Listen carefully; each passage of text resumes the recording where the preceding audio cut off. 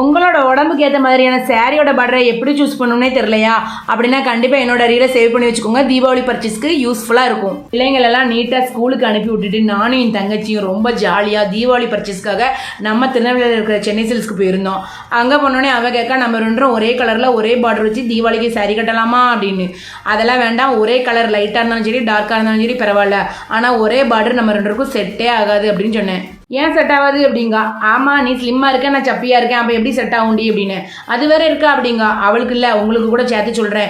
ஏன்னா நிறைய பேர் தெரியாமல் இருக்கிறீங்க. ஸ்லிம்மாக இருக்கிறவங்க பார்டர்லெஸ் சாரி கட்டினா செம்ம க்யூட்டாக அழகாக இருப்பாங்க.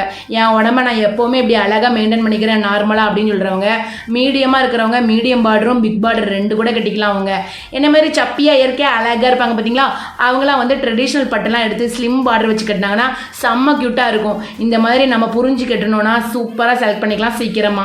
எப்படியோ நானும் இந்த தங்கச்சியும் செம்ம சூப்பரா தீபாவளி பர்ச்சேசிங்க முடிச்சிட்டோம். நான் சொன்னது போக உங்க யாருக்கும் எதுவும் தெரிஞ்சிருந்துச்சுன்னா, எந்த மாதிரி பார்டர் கட்டினா எப்படி நல்லா இருக்கும் அப்படிலாம் தெரிஞ்சிருந்துச்சுன்னா நீங்களும் வந்து கமெண்ட்ல சொல்லிருங்க. அது எல்லாருக்கும் யூஸா இருக்கும். பார்த்தீங்களா? ரொம்ப நன்றி.